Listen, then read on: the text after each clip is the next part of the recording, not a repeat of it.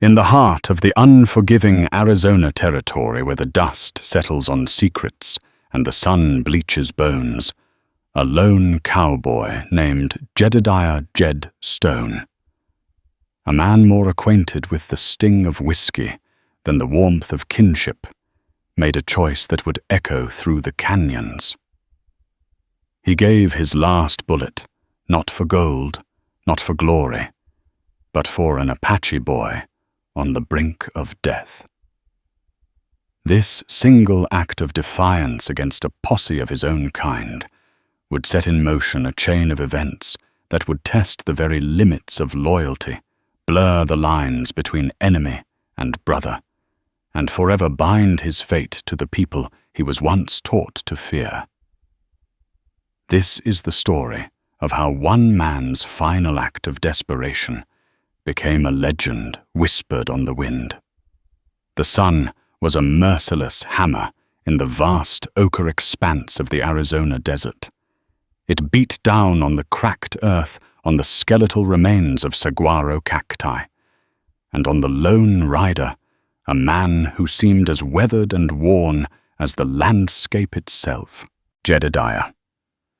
Jed Stone was his name, though it had been a long time since anyone had used it with anything other than a curse. A thick layer of dust caked his face, mingling with the sweat that trickled from beneath the brim of his battered Stetson. His horse, a weary roan named Rusty, plodded onward, its head hanging low, each step a testament to their shared exhaustion. Jed was a man on the run, though, from what even he was no longer entirely sure.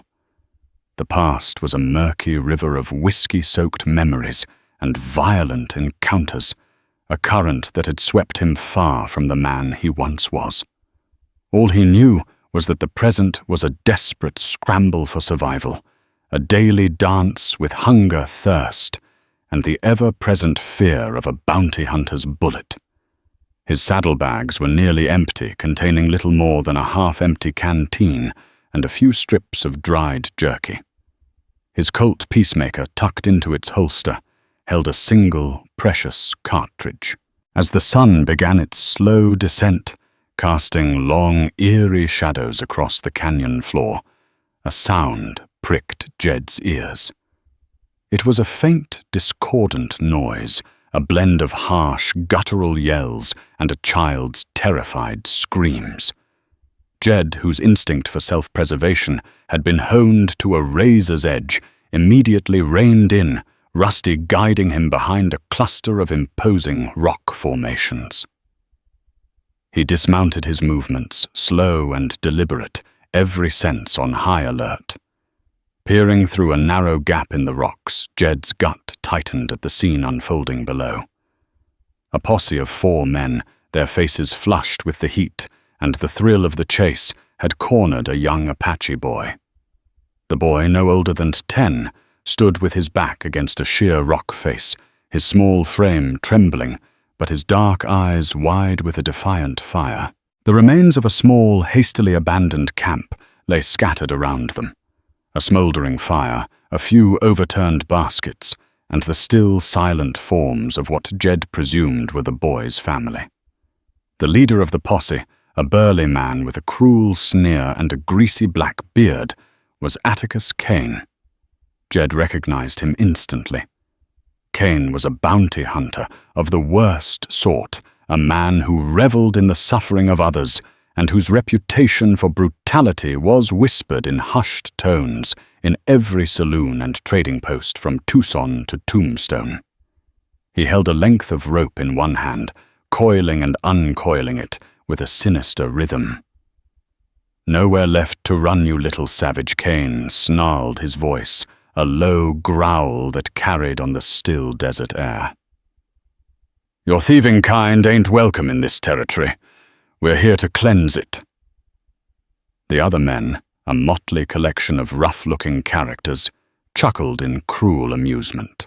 They circled the boy like vultures, their rifles held loosely, their eyes glinting with a malevolent excitement. Jed watched his heart, a cold, hard knot in his chest. He was no friend to the Apache. He had fought them, feared them, and cursed them just like every other white man, trying to carve out a life in this harsh and unforgiving land. The smart thing to do, the safe thing to do, was to mount his horse and ride away to leave the boy to his grim fate, and to put as much distance as possible between himself and Atticus Cain. But as he looked at the boy, at the raw terror and the unwavering defiance in his young face, something stirred within Jed. It was a faint, almost forgotten echo of the man he had been before the whiskey, and the violence had consumed him, a man who had once believed in something more than just his own survival. He saw not an Apache, not an enemy, but a child alone and helpless against a tide of hatred. Cain took a step closer to the boy, the rope now held taut in his hands. "Time to pay the price for your people's sins," he said, his voice dripping with venom. And in that moment, Jed made a choice. It was a reckless, foolhardy choice, a choice that went against every instinct for self-preservation he had so carefully cultivated. But it was a choice he knew, with a sudden and startling clarity, that he had to make. With a deep breath, he drew his Colt peacemaker, the cold steel, a familiar and comforting weight in his hand. He took aim not at Cain, but at the rope in his hand. He had one bullet. He couldn't afford to miss. The crack of the gunshot echoed through the canyon, a sharp, deafening report that shattered the tense silence. The rope in Cain's hand snapped, the frayed ends falling limp at his sides. The posse, startled by the unexpected attack, spun around their rifles, now raised and ready. Jed stepped out from behind the rocks, his face a grim mask, his peacemaker still raised, though he knew it was now nothing more than a useless piece of metal. "Let the boy go, Cain," Jed said, his voice low and steady, belying the frantic thumping of his own heart. Cain's eyes widened in a mixture of surprise and recognition. A slow, cruel smile spread across his face. "Well, I'll be damned," he said, his voice a low, dangerous purr. "Jedediah Stone. I thought I smelled the stench of a fugitive on the wind." He gestured to the boy, who remained frozen against the rock face, his eyes now fixed on Jed.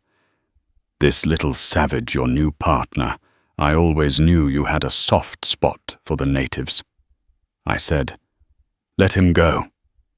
Jed repeated, his voice harder this time. Cain laughed, a harsh, grating sound.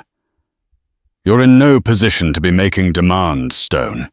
You're outnumbered, outgunned, and you've got a price on your head big enough to make a man rich." He turned to his men. "What are you waiting for? Kill him." The posse advanced, their rifles aimed at Jed's chest. Jed stood his ground, his eyes locked on Cain, a silent challenge passing between them. He knew he was about to die. But as he looked at the Apache boy, at the flicker of hope that had ignited in his young eyes, he felt a strange sense of peace. For the first time, in a long time, he was not running. He was making a stand. But then something unexpected happened. The boy, who had been silent and still throughout the entire ordeal, suddenly sprang into action. With a speed and agility that belied his small stature, he darted forward, scooping up a handful of dirt and flinging it into the face of the nearest posse member. The man roared in pain and surprise, his rifle shot going wide. In that moment of confusion, Jed reacted. He lunged forward, tackling another of the posse members and sending him crashing to the ground. The third man, caught off guard, hesitated for a fraction of a second, and that was all the opening Jed needed. He scrambled to his feet, grabbing the boy's arm. "Run!" he yelled, and together they fled into the labyrinthine maze of canyons, the enraged shouts of Cain and his men echoing behind them. They were alive for now, But they were also unarmed, with a relentless and ruthless enemy on their trail, and a long, perilous journey ahead of them. The desert was a harsh and unforgiving mistress, and their chances of survival were slim. But as they ran hand in hand, a strange and unexpected bond was forged between the fugitive cowboy and the Apache boy, a bond that would be tested in the crucible of the Wild West and would forever change the course of both their lives. The first few hours of their flight were a blur of adrenaline and fear. They ran until their lungs burned and their legs ached, scrambling over rocks and through thorny brush, the sounds of the posse growing fainter with each passing minute. When they finally dared to stop, the sun had dipped below the horizon, painting the sky in fiery hues of orange and purple. They were hidden deep within a narrow, winding canyon, the towering rock walls providing a temporary sense of security. Jed collapsed onto the hard, unforgiving ground, his body screaming in protest. The boy, whose name Jed still did not know, stood a few feet away, his chest heaving, his small frame trembling, but his eyes were sharp and alert, constantly scanning their surroundings. The silence between them was as vast and empty as the desert itself. Jed, never a man for idle chatter, was even less inclined to it now. He was a man of action, not words, and the current situation called for a clear head and a steady hand, both of which he felt he was sorely lacking. The whiskey he had craved just hours before now seemed like a distant, foolish indulgence. He needed to think, to plan, to find a way out of this mess. The boy, for his part, remained a slant, enigmatic presence. He moved with a quiet grace that was at odds with the harshness of their environment, his moccasin-clad feet making no sound on the rocky ground. He would occasionally disappear for a few minutes, only to reappear with a handful of berries or a piece of edible root, which he would offer to Jed with a silent, solemn gesture. Jed at first was hesitant to accept. He had been taught to view the Apache as savages, as a people to be feared and eradicated. But as the days wore on, and his hunger grew more gnawing, he found himself reluctantly accepting the boy's offerings. The berries were tart, but nourishing, the roots earthy and filling. The boy, it seemed, knew the secrets of the desert secrets that were a closed book to a white man like Jed. Their journey was a relentless test of endurance. The days were scorching, the nights bitingly cold. Water was a constant, desperate concern. The boy, with an instinct that bordered on the supernatural, always seemed to know where to find it. A hidden spring, trickling from a rock face, a shallow pool collected in a shaded basin. One afternoon, as they were making their way through a particularly treacherous stretch of rocky terrain, Jed, his mind clouded by fatigue and dehydration, failed to see the rattlesnake coiled in the shade of a large boulder. He was just about to step on it when the boy let out a sharp cry and yanked him back. The snake struck its fangs, sinking into the empty air, where Jed's leg had been just a moment before. Jed's heart hammered against his ribs. He had been a hair's breadth away from a slow, agonizing death. He looked at the boy, at the genuine fear and concern in his young eyes, and for the first time he saw him not as an Apache, but as a fellow human being who had just saved his life. "Thank you," Jed said the words, feeling foreign and clumsy on his tongue. The boy simply nodded, his expression unreadable. He then knelt down, and with a small, sharp stone, he began to draw in the dirt. He drew a picture of a man, a woman, and a child, and then he pointed to himself. "Taza," he said, his voice soft and clear. It was the first time Jed had heard him speak a full word. Taza Jed repeated the name, feeling strange and unfamiliar. Taza then pointed to the drawing of the man and woman and made a gesture of sleeping. Then he pointed to the sky. Jed understood. His parents were dead, killed by Cain and his men. A wave of guilt washed over him. If he had been there sooner, if he had done something different, maybe they would still be alive. The incident with the snake marked a subtle but significant shift in their relationship. The wall of mistrust and suspicion that had separated them began to crumble, replaced by a fragile, unspoken understanding. They were two lost souls, bound together by a shared enemy and a common goal: survival. Jed began to see the desert not as a barren wasteland, but as a place of hidden life and subtle beauty, a world that Tarzan navigated with a skill and an intimacy that was both humbling and awe-inspiring. Tarzan, in turn, began to see Jed not as a white eye, an enemy of his people, but as a man who, despite his gruff exterior, possessed a core of decency and a fierce protective loyalty. But the specter of Atticus Cain and his posse loomed large, a constant menacing shadow on the horizon. They knew they were being hunted, that Cain, a man known for his relentless and obsessive nature, would not give up easily. They saw signs of their pursuit: a discarded cigarette butt, a fresh horse track, the distant faint sound of a rifle shot. One evening, as they huddled around a small, smokeless fire that Tarzan had expertly built in a shallow cave, Jed knew they couldn't keep running forever.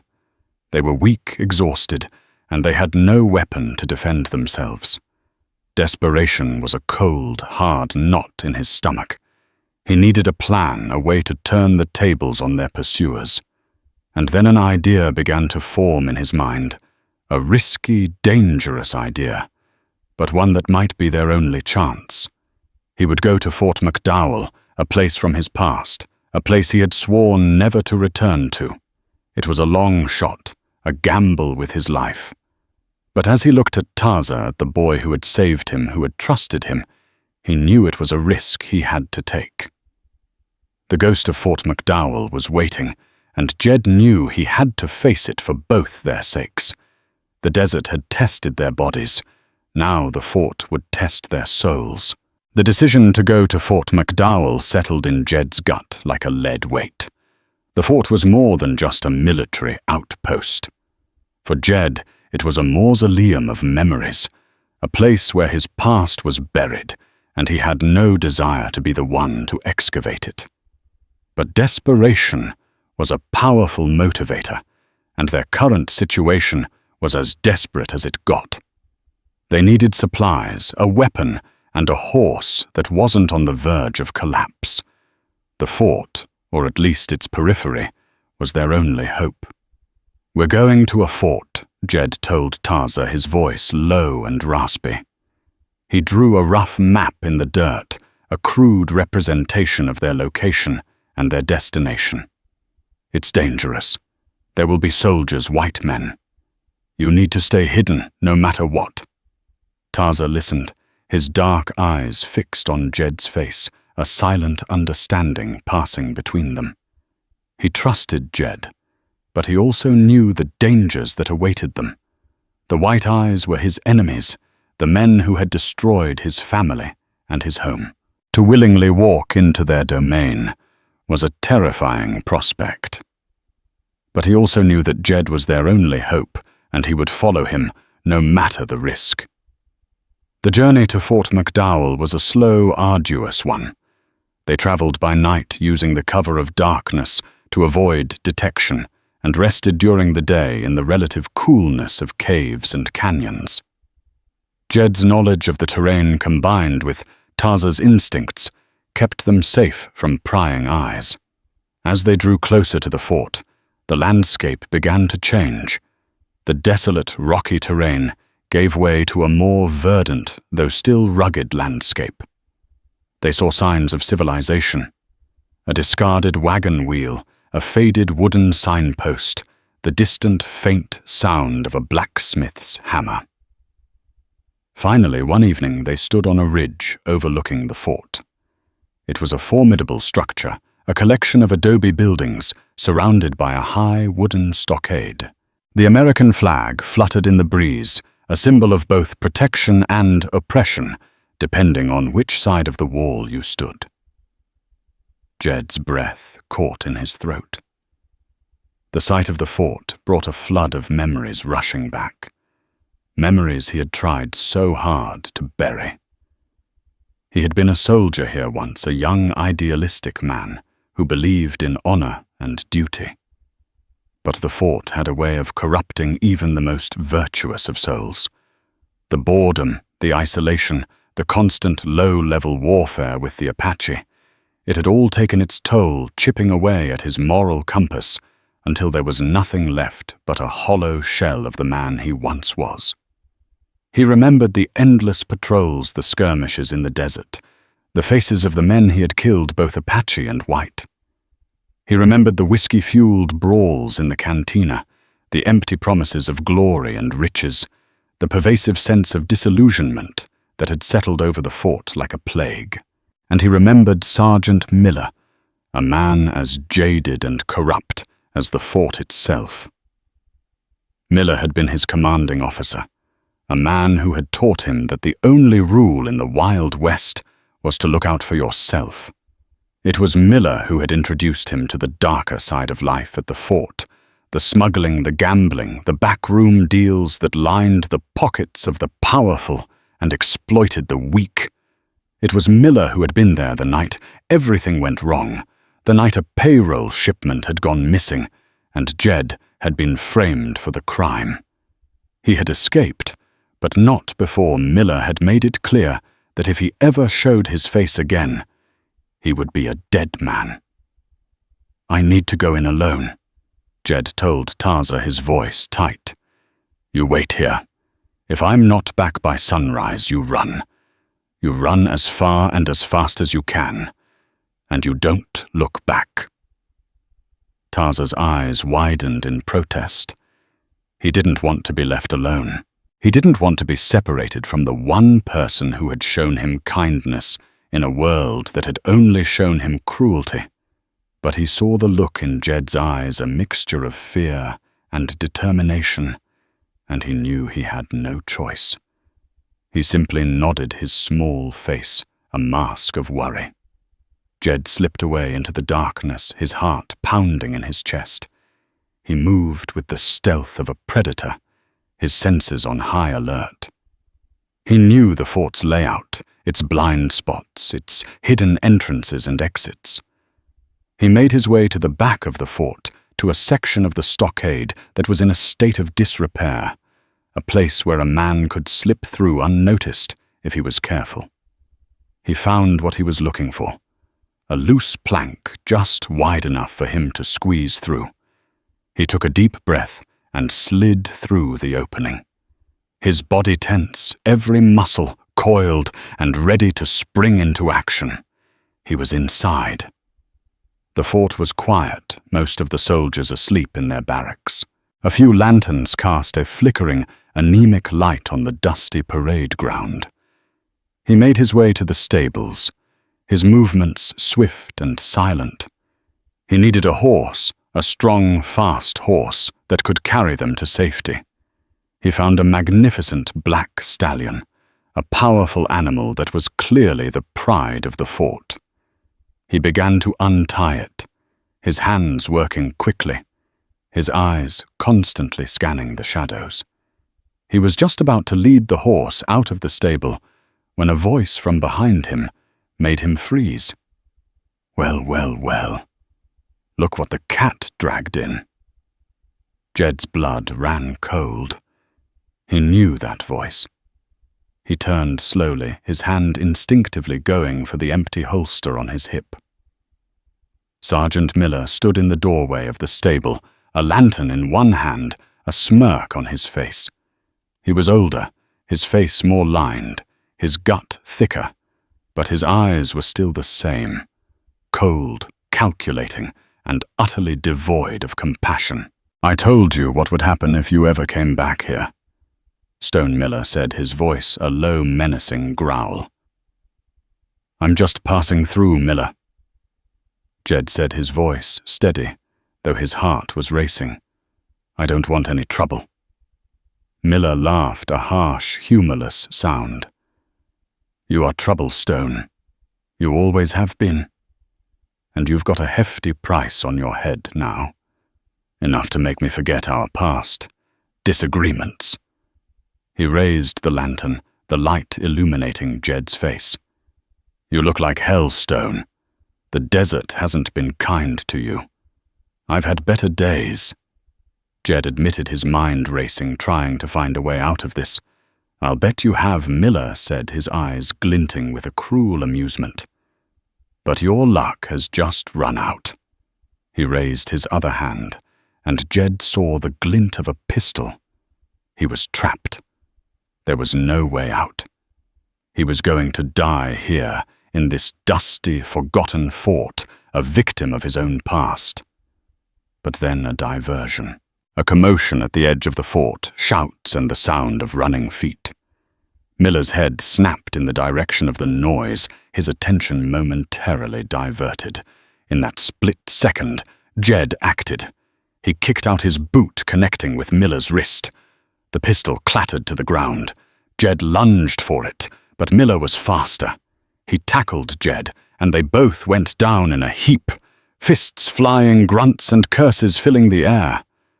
They were evenly matched, two desperate men, fighting for their lives. But Jed was fueled by a desperation that Miller couldn't match. He was fighting not just for himself, but for the boy waiting for him on the ridge. He managed to get the upper hand, pinning Miller to the ground, his forearm pressed against his throat. "Don't do it!" Stone Miller choked out, his eyes wide with fear. "You kill me, and you'll have the whole fort on your tail." Jed hesitated. He could end it right here, right now.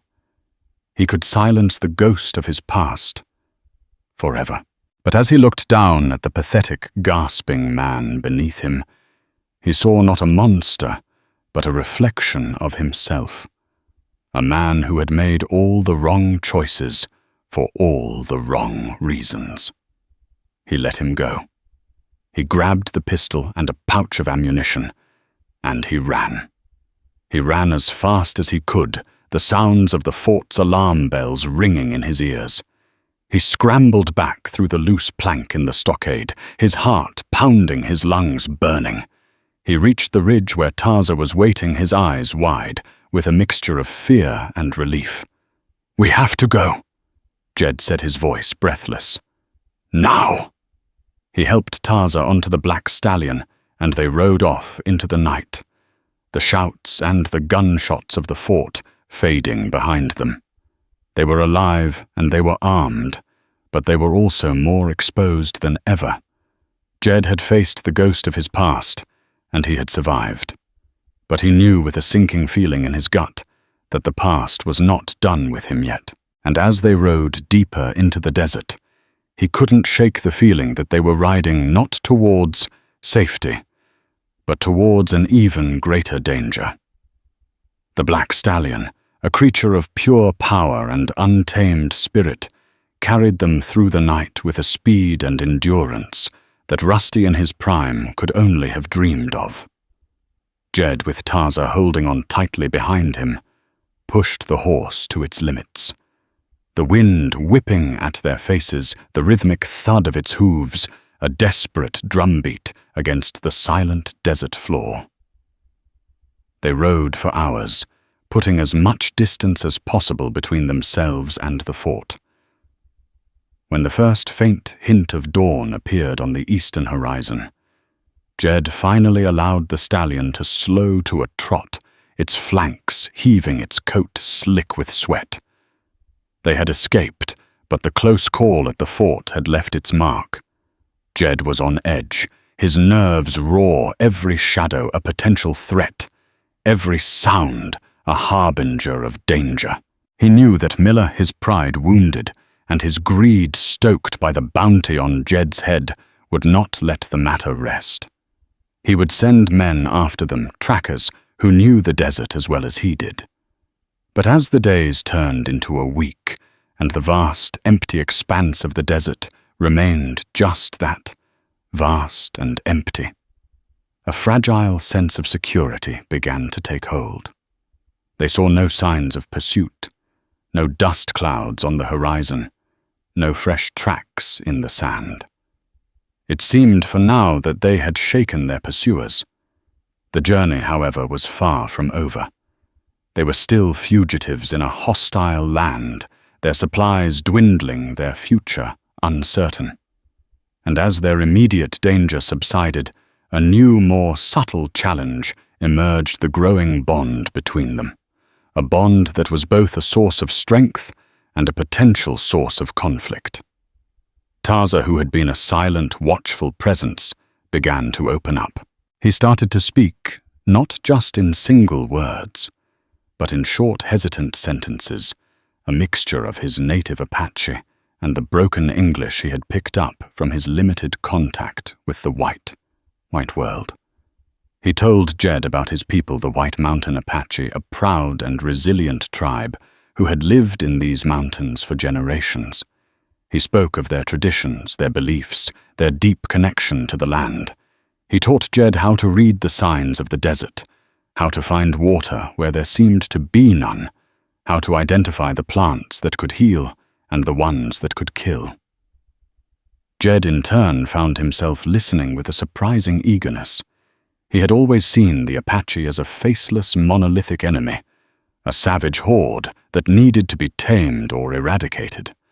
But through Taza's stories, he began to see them as a people with a rich and complex culture, a people who had suffered greatly at the hands of his own kind. He learned that Taza's father, a respected warrior named Dasoda Hai, had been a man of peace, a leader who had tried to find a way for his people to coexist with the white settlers. But his efforts had been met with betrayal and violence, culminating in the brutal attack that had claimed his life and left Taza an orphan. As Taza spoke of his father, his voice thick with a mixture of grief and pride, Jed felt a familiar pang of guilt. He had been a part of the system that had destroyed Taza's world, a soldier in the army that had driven his people from their ancestral lands. He had never personally harmed an Apache child, but he had been complicit in the larger violence, a cog in the machine of conquest. The weight of his past, a past he had tried so hard to outrun, seemed to press down on him with a new and crushing force. He was a fugitive, a man with a price on his head, a man who had brought nothing but trouble and sorrow to the one person who had shown him kindness. One evening, as they sat by a small fire, the vast, star-studded sky stretching above them like a dark velvet blanket, Taza made a proposal that would change the course of their journey. "We go to my people," he said, his voice soft but firm. "They will help us." Jed's first instinct was to refuse. To walk into an Apache camp as a white man was suicide. He would be seen as an enemy, a threat, a representative of the very people who had brought them so much suffering. "They will kill me, Taza," he said, his voice grim. "No," Taza insisted, his eyes pleading. "I will tell them you saved me. I will tell them you are my friend." Jed looked at the boy, at the unwavering trust in his young face, and he felt a wave of conflict wash over him. He was tired of running, tired of being alone. The thought of a community, of a place where he might find some semblance of peace, was a powerful temptation. But the risk was enormous. He remembered the stories he had heard from other soldiers. Stories of white men who had been captured by the Apache, stories of torture and slow, agonizing death. He had no reason to believe his fate would be any different. But then he looked at his own reflection in Taza's dark eyes, and he saw not a hardened killer, but a lost and broken man, a man who was desperate for a second chance. He had given his last bullet for this boy. He had faced down his own past for him, Maybe it was time to trust him to take a leap of faith into the unknown. "All right, Taza," he said, his voice barely a whisper. "We'll go to your people." The decision was made. They would journey to the heart of Apache territory, to the hidden stronghold of the White Mountain tribe. It was a journey into the lion's den, a gamble with the highest possible stakes. But as they set out the next morning, a sense of purpose, a sense of hope seemed to lighten their steps. They were no longer just running from something. They were running towards something, towards a future that was as uncertain as it was tantalizing. The whispers on the wind, the ancient secrets of the desert, had guided them this far.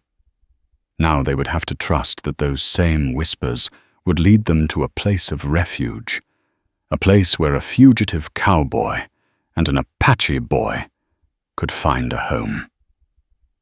But the path ahead was fraught with peril, and the trial of the white man was just beginning. The journey to the White Mountain Apache stronghold was a pilgrimage into a world Jed had only ever seen through the sights of a rifle. Taza, now their guide, led them through a landscape that became increasingly wild and untamed, a labyrinth of canyons and mesas that seemed designed by nature itself to repel outsiders. The black stallion, though powerful, struggled on the treacherous paths, and they were forced to dismount and lead it for long stretches. As they ventured deeper into Apache territory, a palpable sense of being watched settled over Jed. He saw fleeting shadows on distant ridges, heard the faint, almost imperceptible snap of a twig in the underbrush.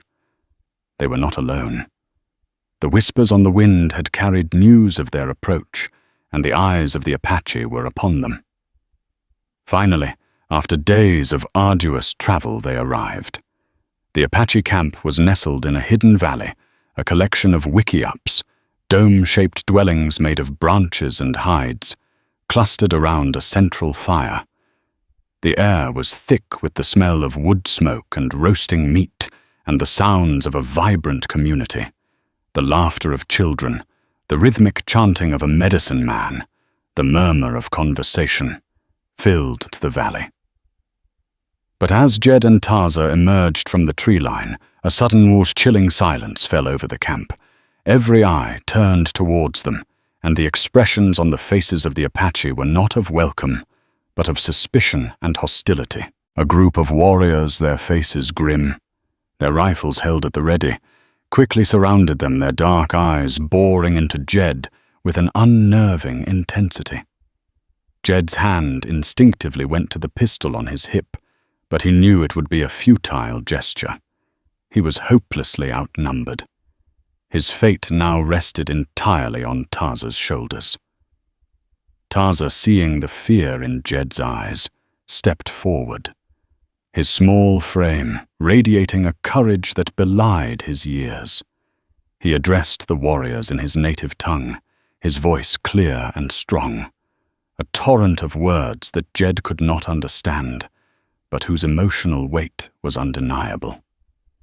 He gestured to Jed, then to himself, his hands weaving a story of their shared journey, of the posse of the last bullet, of the rattlesnake of the fort. The warriors listened, their expressions unreadable.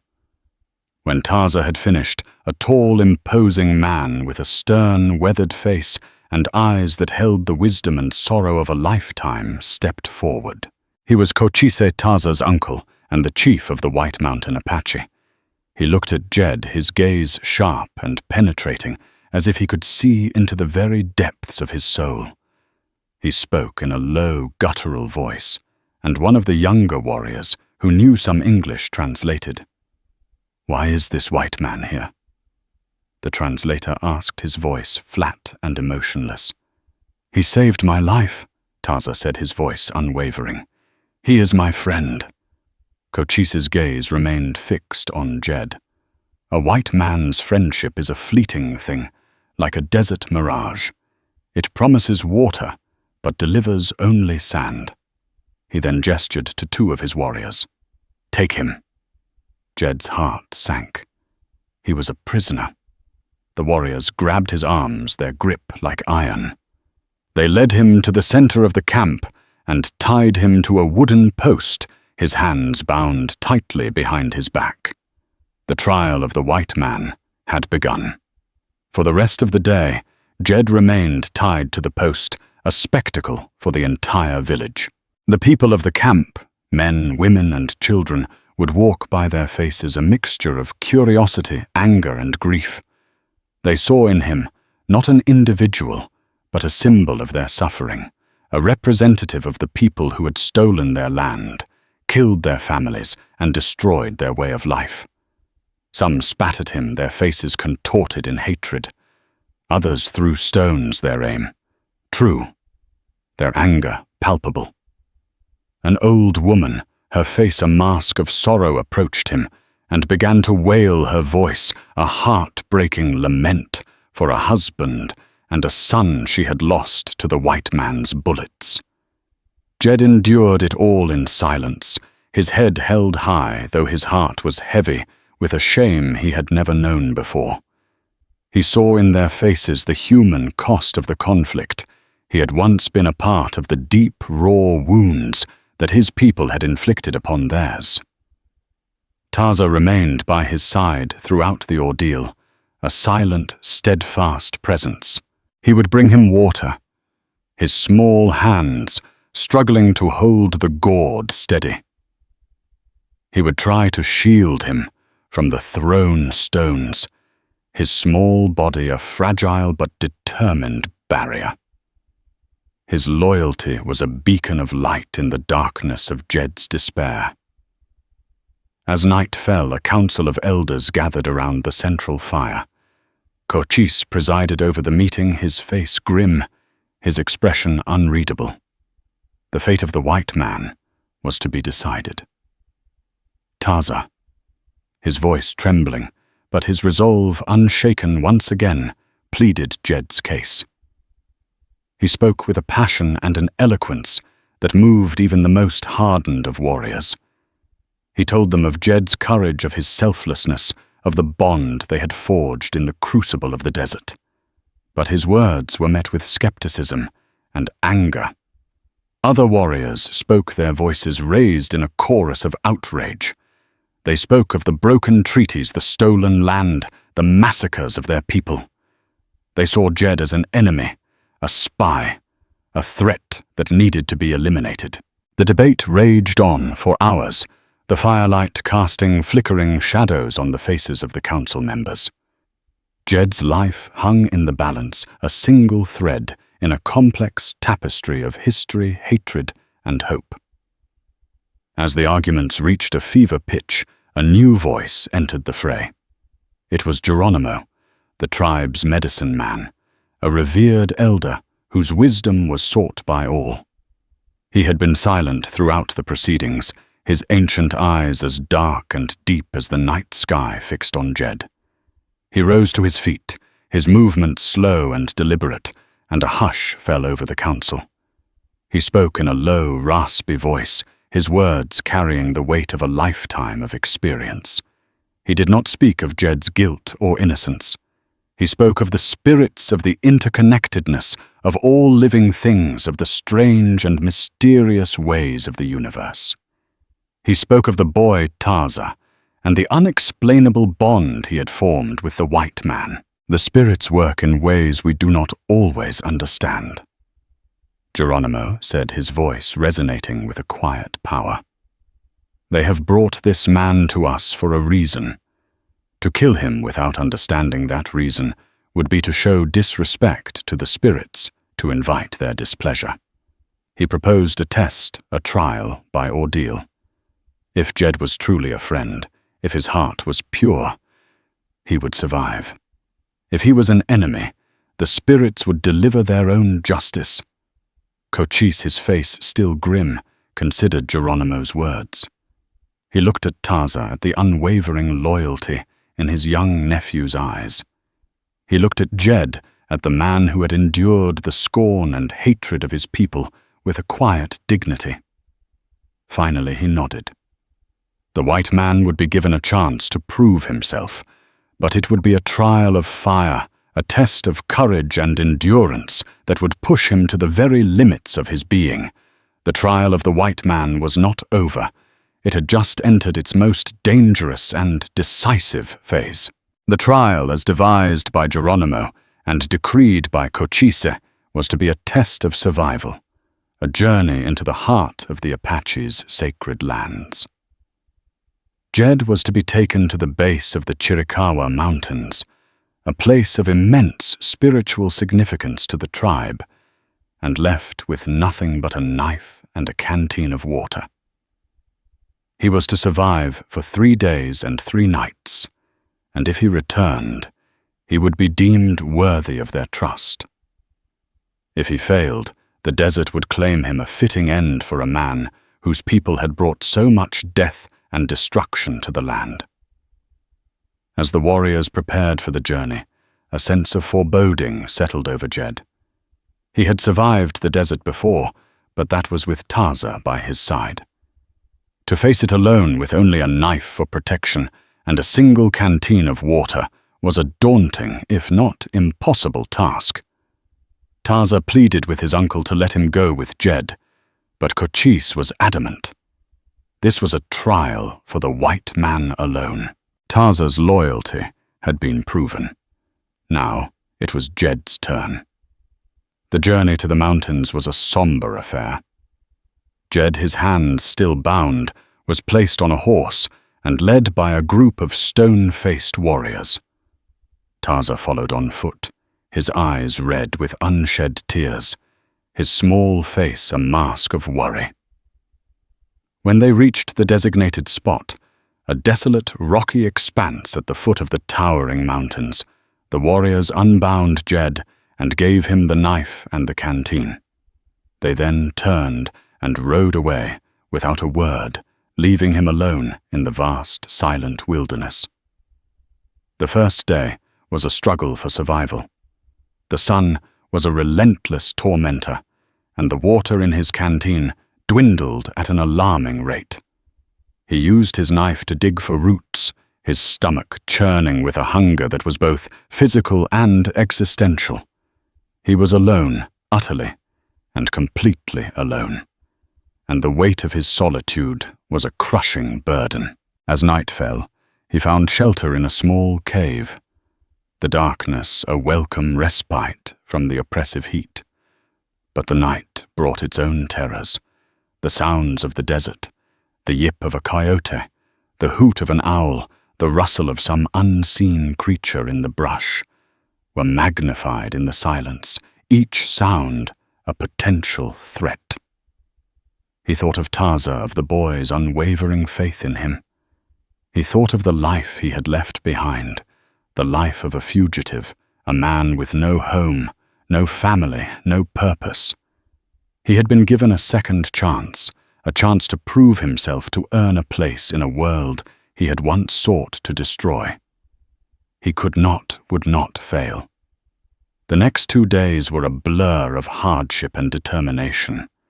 He used the skills that Taza had taught him, finding water in the most unlikely of places, identifying edible plants, setting crude traps for small game. He was no longer just a white man in a hostile land. He was a student of the desert, a humble supplicant to its harsh but beautiful laws. On the 3rd day, as he was making his way back towards the Apache camp, a sense of triumph welling in his chest, he saw something that made his blood run cold. A group of riders, their faces obscured by the distance, were approaching the valley where the Apache camp was located. They were not Apache. They were white men, and they were heavily armed, and leading them was a man whose silhouette was burned into Jed's memory, Atticus Kane. A wave of dread washed over Jed. Kane had found them. He had tracked them to the Apache stronghold, his obsession with the bounty on Jed's head overriding any semblance of caution or reason. Jed knew he had to warn the Apache. He ran his tired legs, screaming in protest, his lungs burning. He scrambled up a rocky outcrop that overlooked the valley, his heart pounding a frantic rhythm against his ribs. From his vantage point, he could see the camp, and he could see Cain and his men, now dismounted and taking up positions on the ridge opposite him. They were preparing for an ambush. And then he saw Taza. The boy was playing by the stream at the edge of the camp, blissfully unaware of the danger that was about to descend upon him. Cain saw him too. A cruel smile spread across his face. He had found his bait. Before Jed could react, 2 of Cain's men descended on Taza, grabbing him and dragging him back up the ridge. The boy's terrified screams echoed through the valley, a sound that pierced Jed's heart like a knife. The Apache camp erupted in a flurry of activity. Warriors grabbed their rifles, their faces a mixture of confusion and rage. But they were caught off guard, their camp exposed, their children vulnerable. Cain, holding Taza in front of him as a human shield, yelled out his voice, a triumphant roar. "Stone, I know you're out there. Come out and face me, or the boy dies." Jed was trapped. If he revealed himself, he would be a clear target for Cain's men. If he didn't, Taza would be killed. But then something unexpected happened. A small group of Apache warriors, the same ones who had taken him to the mountains, appeared at his side. They had seen the ambush, and they had come to help. "We will fight with you, white man," the lead warrior said, his voice grim but resolute. "You have proven your heart. You are one of us now." A surge of gratitude and a fierce protective loyalty washed over Jed. He was no longer alone. He had allies, brothers in arms. He quickly devised a plan, a risky, desperate plan, that combined his knowledge of Cain's tactics with the Apache's intimate knowledge of the terrain. They would use the element of surprise, the cover of the canyons, to turn the tables on their attackers. The battle that followed was a brutal, chaotic affair. It was a clash of 2 worlds, a fight for survival, for honor, for the life of a boy who had become the unlikely bridge between them. Jed, armed with a rifle, given to him by one of the warriors, fought with a ferocity he had never known before. He was no longer just fighting for his own life. He was fighting for his new family, for the people who had taken him in, who had given him a home. He used the Apache tactics he had been taught, moving with a stealth and a silence that was at odds with his white man's upbringing. He and his Apache allies picked off Cain's men one by one, their ghostly presence and deadly accuracy sowing confusion and terror in the ranks of the bounty hunters. Finally, it was just Jed and Cain, 2 old partners, 2 bitter enemies facing each other across a rocky expanse. It didn't have to be this way. Stone Cain snarled, his face contorted in a mask of rage and frustration. "You're right, Cain," Jed said, his voice cold and steady. It didn't. He then revealed the truth he had carried with him for so long. He told Cain that he knew about the payroll, about the frame-up, about the betrayal that had sent him on the run.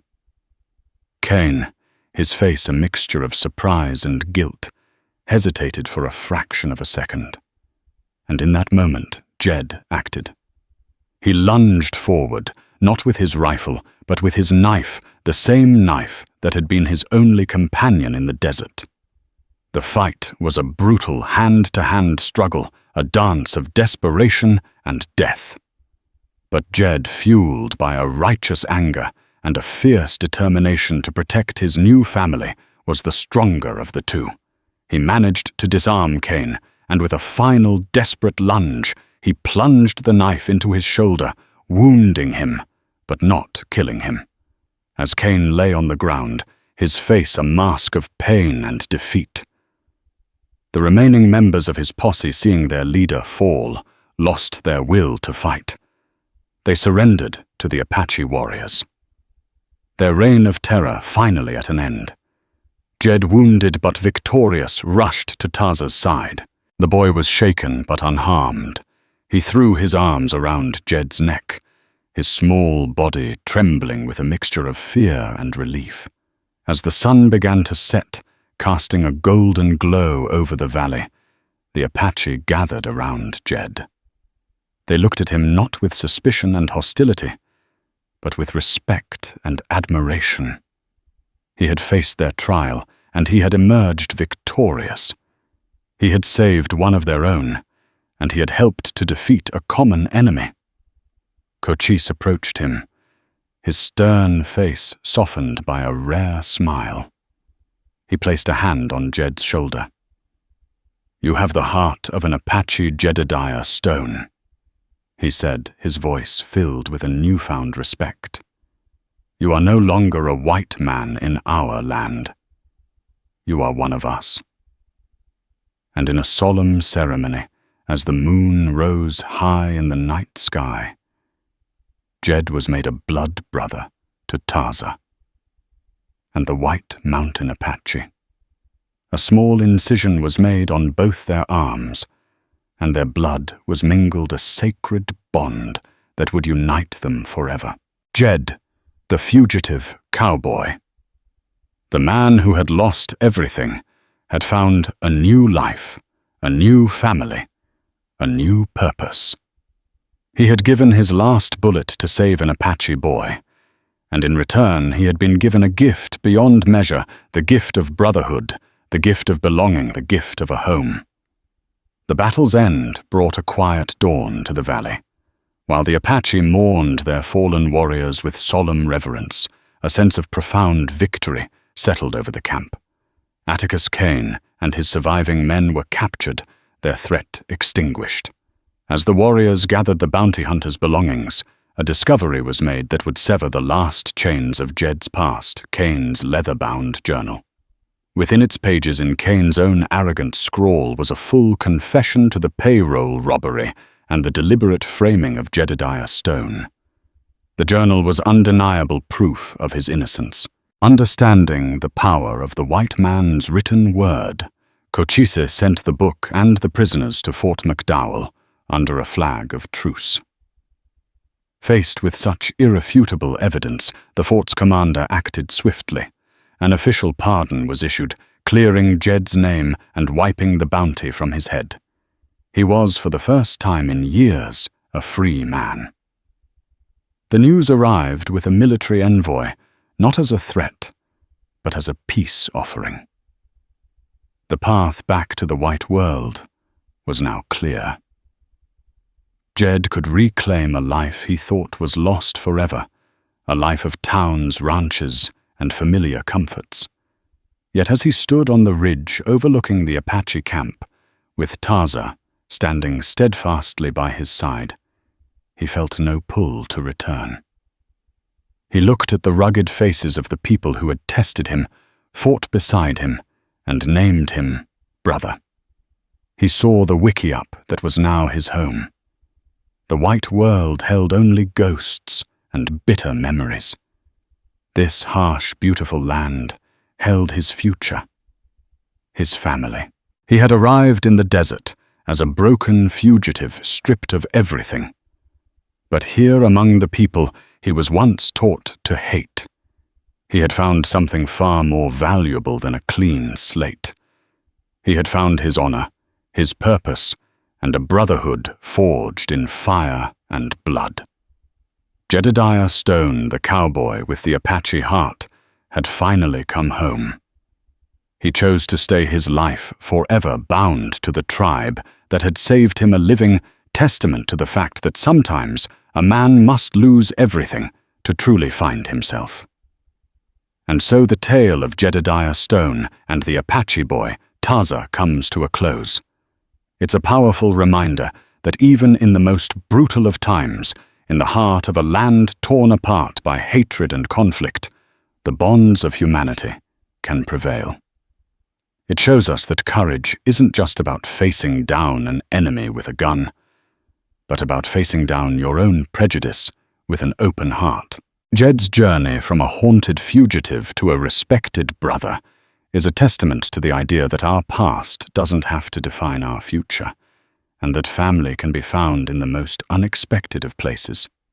If this story of bravery, loyalty, and redemption resonated with you, please take a moment to hit that like button and share it with others who appreciate a true life drama from the Wild West. And don't forget to subscribe to our channel for more incredible stories of the unsung heroes and forgotten legends of our past. Your support helps us to keep these powerful narratives alive. Thank you for listening.